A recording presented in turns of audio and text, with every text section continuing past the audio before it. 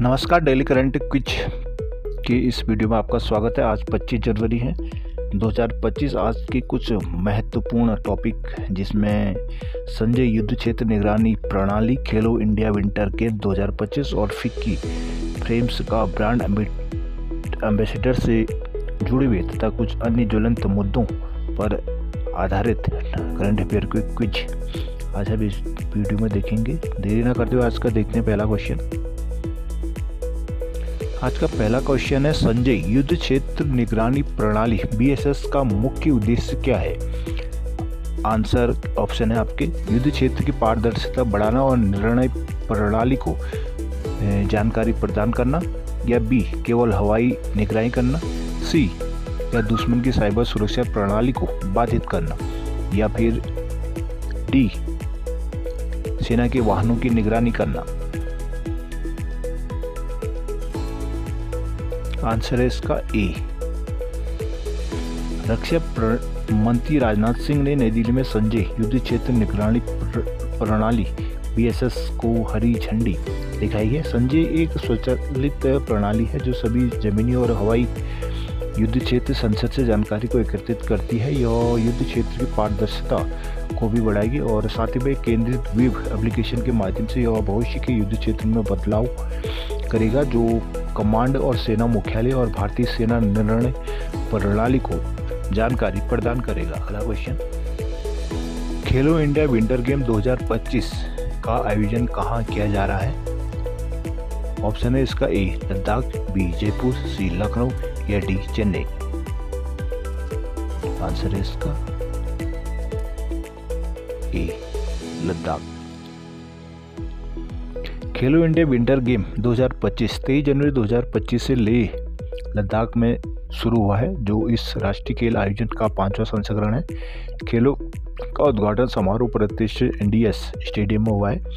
लद्दाख में पहला चरण 23 जनवरी से 27 जनवरी 2025 तक चलेगा और इसका दूसरा चरण 22 फरवरी से लेकर 25 फरवरी 2025 तक जम्मू कश्मीर में होगा। अगला क्वेश्चन देखते हैं। हाल ही में फिक्की फ्रेम का ब्रांड एम्बेसडर किसे नियुक्त किया गया है? ऑप्शन है ए सचिन तेंदुलकर, बी अक्षय कुमार, या सी आयुष्मान खुराना, या डी विराट कोहली। तो आंसर है इसका सी आयुष्मान खुराना। बॉलीवुड के अभिनेता आयुष्मान खुराना को फिक्की फ्रेम्स की 25वीं वर्षगांठ समारोह के दौरान ब्रांड एम्बेसडर नियुक्त किया गया है।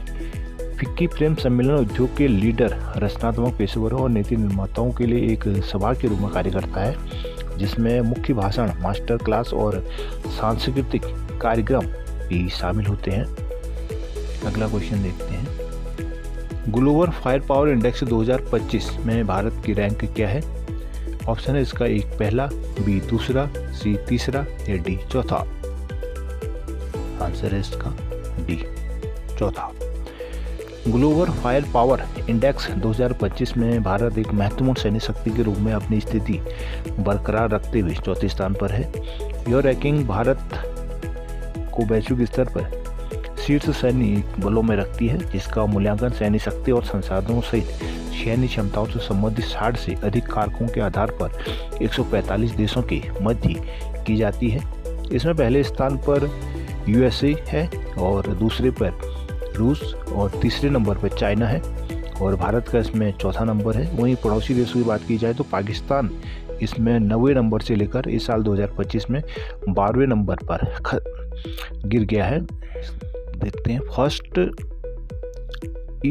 अर्न रुपए क्रेडिट कार्ड को किसके साथ सहजता से एकीकृत किया गया है? ऑप्शन है इसका A net banking, B ATM network, या सी UPI, या डी डिजिटल वॉलेट। आंसर है इसका सी UPI।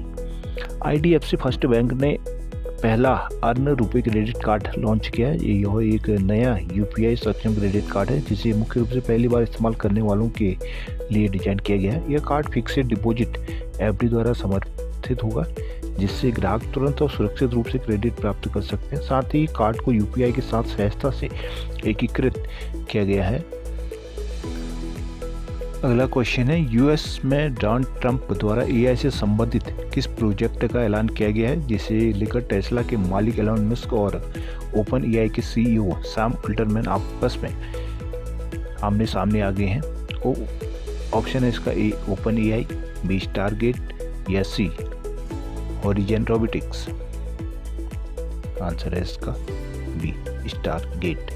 स्टारगेट को एआई के तेजी से आगे बढ़ते क्षेत्र में अमेरिकी प्रतिस्पर्धा को बढ़ाने के लिए डिजाइन की गई एक रणनीतिक पहल के रूप में सराहा जा रहा है। ओपन एआई जो प्रमुख भागीदारों में से एक है के अनुसार यह परियोजना न केवल एआई में अमेरिकी नेतृत्व को सुरक्षित करेगा बल्कि सैकड़ों हजारों नई नौकरियां पैदा करके संयुक्त राज्य अमेरिका के पुनः औद्योगिकरण का भी समर्थन करेगा।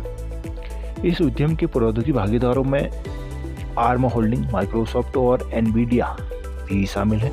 इस परियोजना के लिए जो महत्वपूर्ण बुनियादी ढांचे पर शुरू करने के लिए 100 बिलियन की शुरुआती निवेश की आवश्यकता होगी और इसके समर्थकों का दावा है कि यह अमेरिका को कृत्रिम बुद्धिमत्ता एआई के विकास में अग्रणी के रूप में स्थापित करेगा।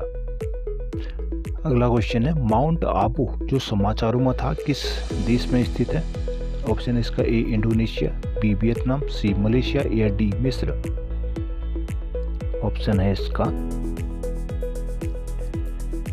ए इंडोनेशिया। इंडोनेशिया माउंट ईबू एक स्ट्रोवोल्केनो है जो जनवरी 2024 में बार बार फटा है। स्ट्रेटोवोल्केनो सनिका के आकार के होते हैं जो लावा और राख की परतों से बने होते हैं जो मोटे धीमी गति से चलने वाले लावा के कारण अपने विस्फोटों के लिए जाने जाते हैं।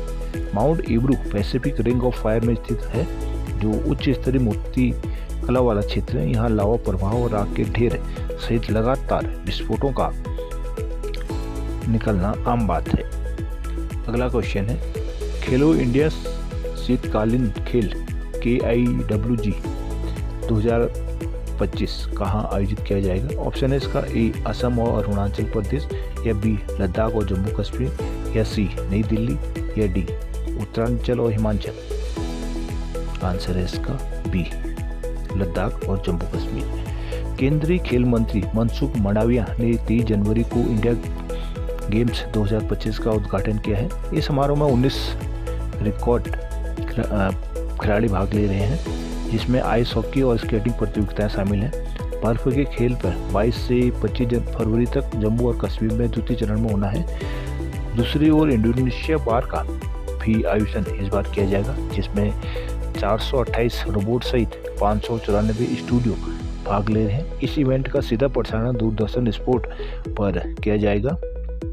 अगला क्वेश्चन है मन्नान समुदाय मुख्य रूप से किस राज्य में पाया जाता है जो अभी हाल में चर्चा में रहा है? ऑप्शन है इसका ए महाराष्ट्र, बी तमिलनाडु, सी केरला या डी कर्नाटका। आंसर है सी केरला। केरला में मन्नान समुदाय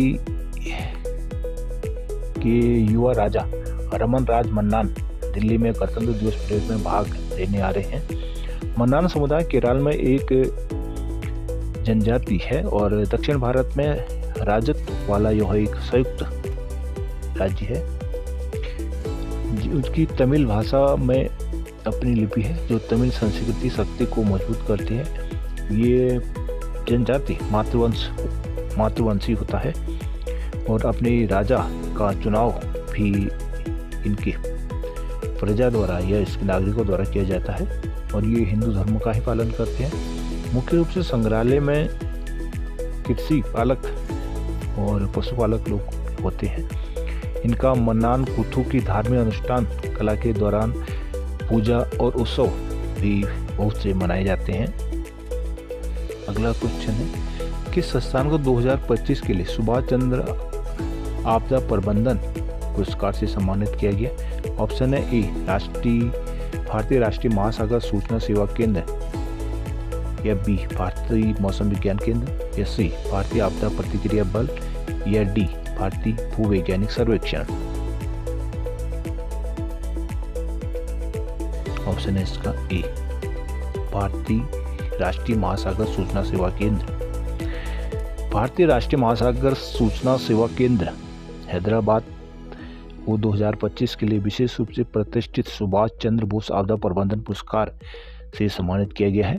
यह पुरस्कार भारत में आपदा प्रबंधन में इनकोसिस के महत्वपूर्ण योगदान को दर्शाता है। विशेष रूप से सुनामी की पूर्व चेतावनी, समुद्र तट और तटीय जोखिम में यह एक महत्वपूर्ण भूमिका निभाता है।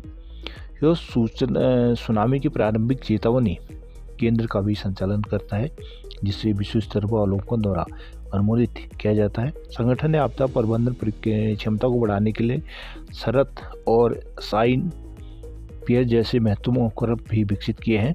इस पुरस्कार में आपदा प्रबंधन में भारत की प्रगति और जीवन एवं लोकतंत्र की सुरक्षा में इनकोसिस जैसे संगठन की महत्वपूर्ण भूमिका शामिल होती है।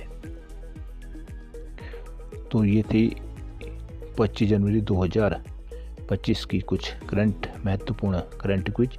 आशा करता हूँ वीडियो आपके लिए लाभकारी साबित होगा। And thanks for watching.